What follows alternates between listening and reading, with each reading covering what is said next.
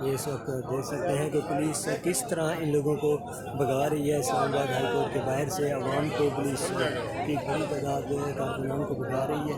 आपके सामने ये मनाजर हैं, देखें इस वक्त बिल्कुल हो रही है और कारकुनान को और मीडिया वालों को और दूसरे तमाम पर लोगों को भगाया जा रहा है। आपके सामने कि इधर से जाएँ, ये जगह छोड़ दें।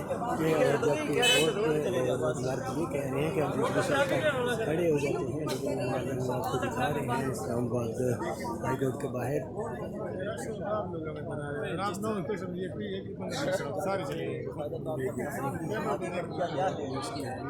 इस वक्त कारकुनान को भगाने के लिए मतलब कि कहते हैं कि इस्लामाबाद हाई कोर्ट का डोर छोड़ दें या फिर अंदर जाएं, लेकिन कारकुनान भी इस वक्त डट कर खड़े हुए हैं, वो जाने का नाम नहीं ले रहे।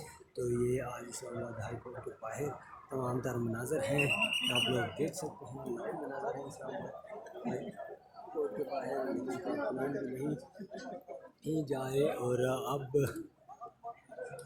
ये कारकुनान को काफ़ी ज़ोर ज़बरदस्ती से भेज रहे हैं। लेकिन अब देखते हैं कि क्या बनता है।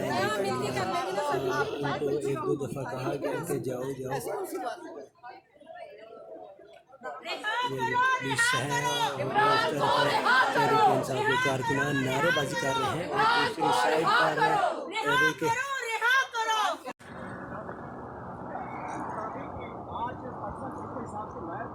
ये बात की थी कि सुप्रीम कोर्ट के बाहर एक रैली का इनकार किया जाएगा, तो रैली निकाली जाएगी।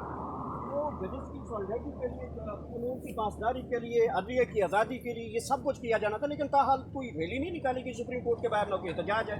कल इंशाल्लाह रैली होगी। कल हम डिस्ट्रिक्ट कोर्ट के अंदर कन्वेंशन जो है वो कर रहे हैं और उसके बाद हाई कोर्ट आएंगे। यहाँ पर हम पैदल मार्च करके यहाँ पर सुप्रीम कोर्ट के सामने जाएंगे। अब अली मोहम्मद खान साहब आए हैं तो वो कुछ आपके सामने मज़ीद गुजारिशात रखेंगे। जी